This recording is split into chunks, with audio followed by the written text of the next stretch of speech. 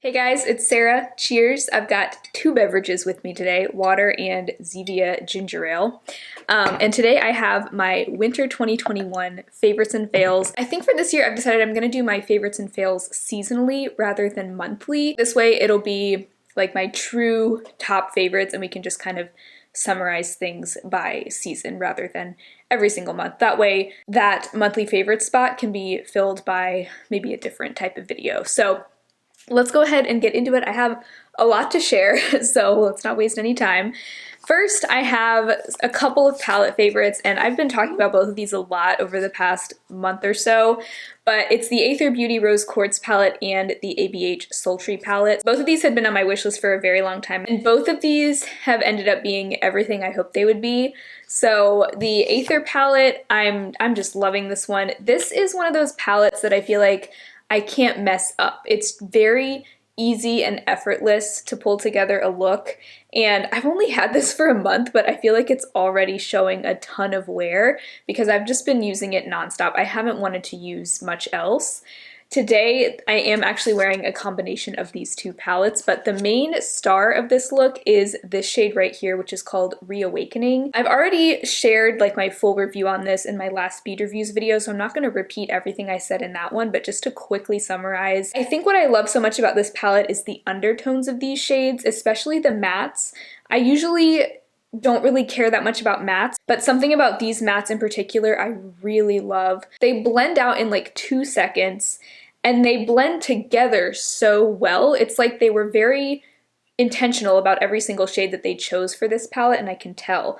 I actually really appreciate that there's no like matte cream color in here because I just have so many of those in other palettes and I just don't feel like I need another one, and I'd rather have that spot filled by a slightly more unique shade. So I really love this light beige color. I use that as a transition color pretty much every time I use this palette, and I already have such a dip in that shade. I could see myself hitting pan on multiple of these shades like this year because I love this palette so much. But the 4 middle shades are all kind of duochrome shades. Those at first I was disappointed by because they were a little bit sheer, but I have found that putting them on top of another one of my favorites, the NYX Glitter Primer, makes them pop so beautifully, and that is how I'm wearing that shade Reawakening today. It brings out that really, really dimensional duochrome-ness of those shadows, and so as long as I use them with that NYX primer, I am just in love with them. So it's a really pricey palette, $58. I would highly recommend that you don't buy anything from Aether full price because they have really good sales on their website all the time. I also have an affiliate code with them for their website. I think it's 10% off. Feel free to use that if you want to, but they also have sales. I've seen this palette like half off before on their site. So let's talk a little bit more about this favorite for a second because I just mentioned it, and this, I am so angry at myself because I've been sleeping on this for like 2 to 3 years. I've had this in my collection for a really long time, and I barely used it until just a couple weeks ago, and now I don't know if I'll ever do a shimmery eye look without this because the first way I found myself using it was with the Aether palette because I was a little underwhelmed by those duochromes, and it completely brought those to life. But so many of you guys have told me that you use this with every eye look and every shimmer shadow that you own, and so I think that's what I'm gonna start doing because this really does amp up the shimmer and like foiled factor times 10. I can never get enough of that like really impactful foiled look, so I'm pretty sure I'm just gonna be using this all the time now. So what I'll normally do is I'll use a regular eye primer first, blend in my crease colors, then tap a little bit of this on my lid. You only need the tiniest bit, and then I'll go over that with my shimmer shadow. And it is truly a game changer. I cannot believe that I didn't even realize that I had such an amazing product all that time, but I'm glad I at least figured it out now. So the other palette was the ABH Sultry Palette. This I believe is still available, at least at the time that I'm filming this, in the vault. The vault last time I saw was $39 and it was originally like 60 something. So if you've been wanting this and it's in your budget, I would say now is the time to go for it because I don't know if they will ever bring it back again. But I had so much FOMO surrounding this palette when it first was discontinued, and I thought I was never going to get it. And it really is everything I was hoping for. I was able to replace the Urban Decay Naked Reloaded palette with this. That one I was always a little unimpressed by. I mean, it was fine, but this is kind of what I really wanted. My favorite shade in here is Cyborg. It is a silver with a little bit of a purple undertone to it. I also really love that they put a matte pink in here, and that I actually have in my crease today. I love using a matte coral like that with smoky tones like this, and yeah, I've loved every look that I've done with this. The shimmers are that ABH shimmer formula that I love so much, and yeah, I'll just say I'm really glad I went ahead and got that. Now, a fail that was also included in that vault was the Anastasia eye primer. I actually don't really like this. It's very kind of thin compared to other eye primers that I used, which isn't necessarily a problem, but I just feel like by the end of the day, my eyeshadows are a little bit creased and faded even when I use this, and I don't think that should be happening with a high-end eye primer, or any eye primer really. That's kind of the whole purpose of a primer for me, so I was a little disappointed by this one, and a lot of you guys told me you felt the same, so that is one of my very few fails this time around. And then the other two things that were in that vault, the liquid liner and the mascara, I actually have not tried yet, but I will be trying those pretty soon, so I'll let you know how I feel about those when I have tried them. Okay, another favorite is actually a foundation favorite. I haven't had a new foundation favorite in a while. This is the Urban Decay Stay Naked Hydromaniac Tinted Glow Hydrator. So it's supposed to be a medium coverage tinted moisturizer, which confused everyone, I think, when they first launched this. I really like this, but I will say I do think that it doesn't quite match up with some of the claims. So they claim that this will give you like 24 hours of wear. I don't agree that it's that long wearing. I do think that by the end of the day, it's going to fade a little bit, especially if you wear a mask, or I don't know, even if you just have a relatively active day, it's not going to stay on all day. So I don't know why they claimed that. That's not really the kind of thing I look for in a tinted moisturizer type of product anyway, so I would have been fine without that claim anyway. And I would say it's not quite medium coverage. It is definitely more on the light coverage side, although it does build nicely on top of itself, and you can bump up the coverage to, I would say, a light medium coverage level, but it's very comfortable, very skin-like, a little bit dewy. And I've been looking for a replacement for my Physicians Formula Healthy Foundation for the longest time.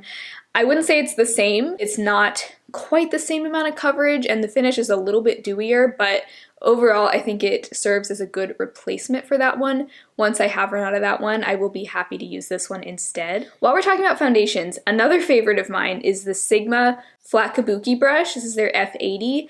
This has been around for years and years. I only just recently finally tried Sigma brushes. Out of the set that I tried, I really like all of them, but this is the one that stands out to me as the most valuable, I think, because until trying this one, I had not found a foundation brush that I actually liked that didn't make my foundation look streaky for years. But somehow this one does not make my foundation streaky. It probably just has to do with how dense it is and how soft the bristles are, but I am really impressed. And if you have any Sigma brushes that you feel like have changed your life, let me know, because I would be interested to add a few more to my brush collection. Maybe if there are some unique shapes that you feel like have been really useful that you haven't been able to find from other brands, I would love to know. Okay, so the next favorite is actually I think the newest to me of all of these, but I am already loving them so much. So these are from a brand called Allgood. They mainly specialize in SPF products, and these are their Get Glowing Lip and Cheek Tints. They did send these to me along with some of their face SPFs that are going to be included in my yearly sunscreen roundup video. These are lip and cheek tints that have an SPF of 15. Obviously, you would need to use these over a face sunscreen all over your face, and it would just be kind of like an added boost of sun protection. But I have been using these mainly as cheek products, and they are beautiful. So I have the shades Jam, Coral, and Shimmer. And so Shimmer is more like a cream highlight, or of course you could use it as just like a glossy lip balm. It has a little bit of shimmer to it, but this is the most beautiful, glossy, dewy highlighter I own. I just tap it on with my finger. It is so easy. Now, these are the kind of products that are not going to set down. They're not like cream to powder products. They're really just like a cream balm kind of product. So they're going to stay a little tacky on your cheeks. So if you don't like that kind of feeling, you could always set them with a powder product, but I don't personally mind that kind of tacky feeling. And then the two like more tinted colors I have are Jam and Coral. So these I've been using as cream blushes, but I've also put them on my lips, and they're really pretty, just kind of light, almost blotted lip looking lip balm. Coral is more of a warm orangey coral kind of shade, and Jam is a very cool toned berry. I have this one on today, and these are just so delightful to use. I've been wanting some cream blushes that are in more of like a pot like this rather than a stick, because I feel like this format just makes more sense for me. I hardly ever actually draw a stick blush onto my cheeks unless it's just a super creamy formula, but I am just really impressed by these, and the fact that they have SPF in them also just makes me really happy. Okay, a lip product. This is more of an old rediscovered favorite, but this is the Dose of Colors lip gloss in On Repeat. This is in my project pan currently, and I'm having so much fun panning this. I've been reapplying it a ton, and I've really just fallen back in love with this. I do have this on my lips today over the Urban Decay lip liner in Manic. But I'm so glad that I decided to put this in my project pan, because it's not only is it a beautiful gloss shade, it's this warm like pinky nude color, but it also functions as a lip treatment for me. It's very nourishing, and I feel like using this throughout the day, most days, my lips have hardly been chapped at all. It's very protective, and it really does feel like it's hydrating my lips, not just serving as a makeup product. So I feel like I kind of went a while without using this and just letting it sit in my collection. So I felt like it was time to give it a little shout out, because it is a really delightful lip gloss. Okay, so another favorite, and then I do have a fail that goes along with this favorite. You'll see what I mean. So I've been really into press-on nails for the last couple of months. I know I'm kind of late to the party because everyone was getting into press-on nails at like the beginning of quarantine, but I have only recently started to get into them, and it's been just a fun little hobby for me over the last couple months. So I've tried 2 brands so far. So the first brand I tried was Clutch, and overall I really like the Clutch brand. They have a lot of really cute styles, all kinds of different shapes, and you can always file them down to whatever style you want. But what I really like about the Clutch nails is the glue that comes with them. It's basically like super glue, or that's what it feels like. And once your nails are on, they are on. Like, they are really stuck on there. There are a few little tips that I think can extend the wear. So number 1 is filing your nail bed just lightly before you apply the nails. That'll give the glue something to really adhere to versus just a smooth nail. The other tip is to go over your nails with either like rubbing alcohol or nail polish remover before you apply them, just so they're completely dry. There's no like oil or dirt or anything on there that's going to interfere with the glue sticking on. Now, the Breakfast at Tiffany's set, there was something different about these nails. This was their oval shape, and I did leave them this shape at first, but for some reason these kept splitting like vertically, and so I kept having to trim them down, which was kind of annoying, and that had not been a problem with like the Sugar Baby ones. These felt a lot thicker, and these were their coffin shape, even though I did trim and file them down to be more of an oval shape. These were a lot more durable, and I didn't have any breakage with these, but for some reason with the Breakfast at Tiffany's ones, they just kept breaking. Even after I'd had them on for only like a day, they were already breaking. So I wouldn't recommend the Breakfast at Tiffany's ones, but other than that, with this glue, you can get a solid week of wear out of them. Usually by the week mark, 1 or 2 of them will have popped off, and then I can just glue those back on and then get another like week out of them. So you can pretty much get a full 2 weeks out of these if you're willing to just glue back on the 1 or 2 that might pop off before then. These also claim that they're reusable, but if you read the back, it says reusable up to 5 times for short wear. So they mean that if you're only wearing them for like a day or 2, you can take them off and reuse them. I have not been able to do that because in order to remove them, I have to use an acetone nail polish remover to get them off. And if you're using an acetone, the nails are not going to be salvageable. They say that to remove them, you can just soak your nails in warm soapy water for like 15 or 20 minutes and then they'll come right off. I have not found that to be the case unless the nails are starting to lift up, then that'll work. But if they're stuck on there, they are not going to come off. just being soaked in warm soapy water. So that's when the acetone needs to come in. But unfortunately, I was not able to reuse them. But if I'm getting 2 full weeks out of them, I say that's pretty good. So those have been a winner so far, except for the Breakfast at Tiffany's, which were kind of a flop. And then, because I was on a press-on nails kick, I actually discovered that Ardell also sells press-on nails, and that's the brand that I have on right now. I love this style, but this glue is not nearly as good as the clutch glue. I had one of the nails popped off within 24 hours of having them on, and I used all the tricks. You know, I filed my nail bed, I had my nails completely dry, I put glue on both the artificial nail and the natural nail. There is no reason why they should have been coming off after a day, other than I think the glue is just kind of not great. So I ended up re-gluing them back on with the clutch glue, and even still, they just weren't staying on very well. I think probably just because they already had like other glue residue on them. I've had these on for almost a week now.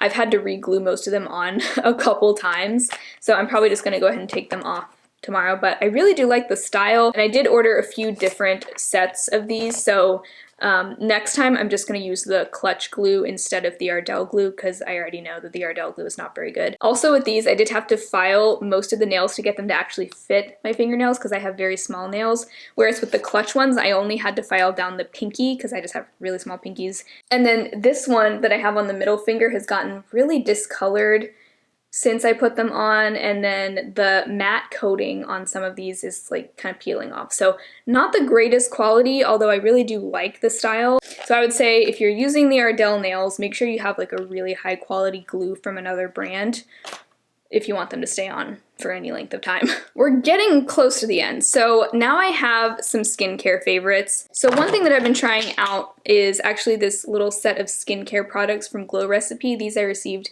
in PR through Octoly, and I will admit the only reason I signed up to receive that set was because it included the Avocado Melt Retinol Eye Sleeping Mask that a few people have recommended to me when I asked if anyone had any eye cream recommendations that they felt like actually made a difference. So this is pretty much the only reason I wanted to get the set, but I've been trying all of them out. So it came with that eye cream, their Watermelon Glow PHA plus BHA Pore Tight Toner, their Watermelon Glow Pink Juice Moisturizer, the Watermelon Glow Sleeping Mask, and finally the Blueberry Bounce Gentle Cleanser. So out of all of these, I'm actually really loving the Avocado Melt Eye Sleeping Mask. So I decided to do a little experiment with this. So I have only been using this on my left eye, and then on the other eye I've been using the eye cream that I've been using for months, which is the Derma E Anti-Wrinkle Eye Cream. So that was kind of our control group, and this was our experimental group, if you will. Within like even just the first few days of using this on one side, I started to notice a pretty significant difference, and I also asked my boyfriend if he noticed a difference, and he agreed that the fine lines on my under eye that I've been using, this one, were looking a lot smoother and just not quite as deep set as the ones on this eye, even just within the first few days. Now, this one, I will say, feels a lot richer than the Derma E eye cream that I've been using. The Derma E one is just very lightweight, sinks in really quickly, doesn't really feel like anything, whereas this one feels a lot thicker, although it does sink in. It doesn't just like sit on top of my skin feeling greasy or anything. So far, I think I've been using this for about 2 or 3 weeks now, and I already love it. Now this is the mini size, so I'm sure this will end up in an empties video within the next several months. So I will let you know once I've used it up entirely if I still feel the same, but I just feel like most eye creams, I don't really notice a difference, and this one I actually have seen a measurable difference. So this does technically contain fragrance. I don't really smell anything. Honestly, most Glow Recipe products smell really strong. This one, I can't really pick up any of those fragrances, but I used to be strictly fragrance-free with my skincare routine. I still try to avoid it for the most part, but I've become a little bit more flexible about it, especially with eye cream, because it's not bothering my eyes in any way, and my under eye area isn't really prone to breakout, so I just don't really think it's a big deal, at least for an eye cream. But if you are completely fragrance free, just keep that in mind. The other 4 products, I could kind of take them or leave them, although admittedly I have really been enjoying using them. They're just kind of fun. Glow Recipe just has a really fun aesthetic, and it does make skincare feel more enjoyable, I think. But because they are so heavily fragranced, I probably wouldn't buy them again. The toner I actually have been enjoying. I feel like I notice results with it similar to the Paula's Choice BHA exfoliant that I use. This one actually has a little bit of like viscosity to it. It's like a little bit thicker than just a watery liquid. It smells like watermelon, you know, it's a pretty strong scent, so I probably wouldn't buy it again, but I do think it's nice and I have seen results with it. I would just prefer the Paula's Choice one that's just been my holy grail for years. The Watermelon Glow Pink Juice Moisturizer is not really my style. It's really a gel moisturizer and I just prefer a thicker cream. The Blueberry Bounce Cleanser literally smells like something I would use as like a hand soap or a body wash. It smells really good. It's just really scented for the face, but I feel like it does a good job. It doesn't like seem to irritate my skin. It doesn't seem to strip my skin, so I do like it, but I wouldn't spend the money on it. I just like the Krave Matcha Hemp Hydrating Cleanser a lot better. And then the Watermelon Glow Sleeping Mask, I don't really see what's so special about this. Again, it's kind of like a gel. For a sleeping mask, I think I would just want something a little bit thicker and hydrating, whereas this just kind of feels like a gel moisturizer, and I do feel like I need to layer an actual night cream on top of it. So I don't know, I'm just not in love with that.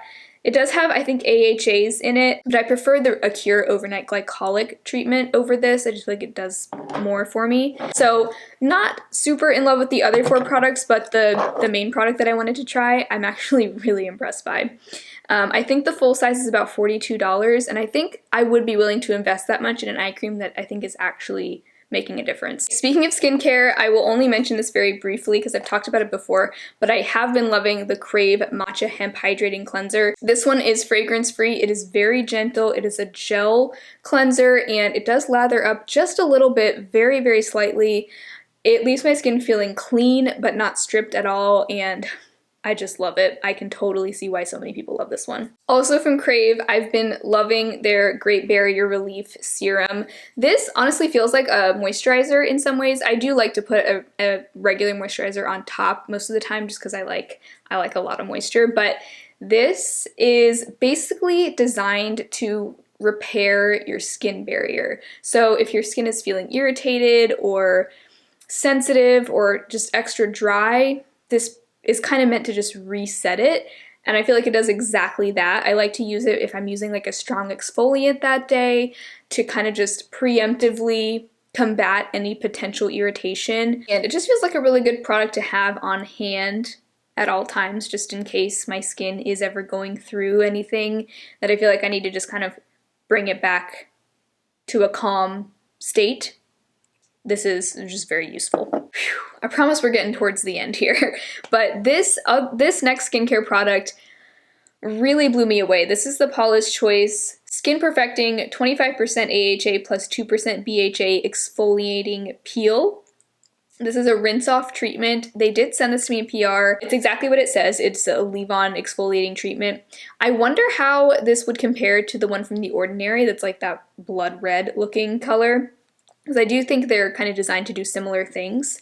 So it has this really pretty like shimmery purple color to it that I think comes from the, what is it, butterfly pea extract, which is supposedly also supposed to be calming, but anyway, it just looks really pretty. So you're supposed to just put like a layer of this all over your face, kind of like a regular mask, leave it on for 10 minutes, then rinse it off. And so far I've used it twice. I use it every Saturday night. That's my night, because you're only supposed to use it once a week, no more than that. While it's on there, I was, curious to see if it would sting at all, because it's got some pretty strong acids in there. And I do notice just the slightest tingly feeling. It doesn't hurt at all, but after I've rinsed it off, I always follow it up with the Great Barrier Relief from Krave, because I feel like this is just gonna like nip any irritation in the bud. Is it bud? Nip it in the bud or butt? I think it's bud. We're gonna go with that. Having used this afterwards, I have not had any irritation. My skin feels perfectly fine. Typically the next morning and night I will skip any kind of exfoliants just to give my skin a little break. And I hate to say this, but it's true. This literally gave me overnight results, because the next morning I woke up and felt my skin, and I was actually kind of frightened by how smooth my skin felt, because it just hadn't felt that smooth in a very long time. I normally have a lot of kind of just closed comedones on my forehead, my cheek area. I do have a little bit of acne. I often have like sebaceous filaments here in my nose corners, and this really smoothed out all of those things. It completely got rid of any like clogged pores right here. And it also seemed to speed up the turnover of any active breakouts that I had. I still use their clear 2% BHA liquid most days, because that's kind of just a good like daily treatment to keep breakouts at bay and to just keep my skin looking overall very even and smooth. But this is a really nice weekly treatment to just kind of revitalize my skin, and it's almost like it gives me a new face of skin. Really, really impressed by that. I can't wait to use that again tonight. Okay, last favorite is actually a bar soap. So my journey with bar soaps has been a little rocky, because as much as I want to switch over to bar soaps because I know they're a little bit more sustainable than going through a bunch of like plastic bottles with body washes, I really do prefer liquid body washes. I just feel like they just feel more luxurious most of the time. I feel like a lot of bar soaps are kind of boring, but not these. So my aunt actually introduced me to this brand. It's a brand called Lave Soap, and these smell incredible. If you are very scent motivated, I think you would really like these, because my problem with most bar soaps is that they just don't smell that good. But these actually, like, they will smell up your whole bathroom. So if you don't like things that are super scented, you wouldn't like these. But the one that I've been using is this one. This is the Orchards scent, and then this one that I haven't used yet is called Spellbound. And they're just these really cute little blocks of soap. Orchards actually brings me back to like second grade, when I had, and everybody in my class had, scented colored pencils. And all of those colored pencils together smelled like this. There's a little bit of like cinnamon to it, and one of the brown colored pencil was cinnamon scented, and then there's also some fruity notes in here. So this, I don't know, this brings me back to elementary school. Good times. Spellbound is a little bit more floral, very clean, kind of like a very feminine, powdery kind of scent, if that makes sense. But these are just really fun. They say they are detergent, toxin, and cruelty-free, and they also apparently support animal rescue. So, really cool brand. Their website is lavesoap.com. I'll link it below. But I think I finally found a bar soap that I'm actually excited to use. So hopefully now I can ditch my body wash once and for all. Those are all of my winter faves and fails. I hope you enjoyed it, and I will do one in the spring as well to just kind of round up all of my current faves and any possible fails that come my way. Hopefully there won't be too many of those. But if you enjoyed this video, make sure to give it a thumbs up and subscribe to my channel if you've not already. I upload every Tuesday and Saturday, and sometimes a bonus video sprinkled in between. So I hope to see you again very soon, and hopefully I'll talk to you in my next video. Bye!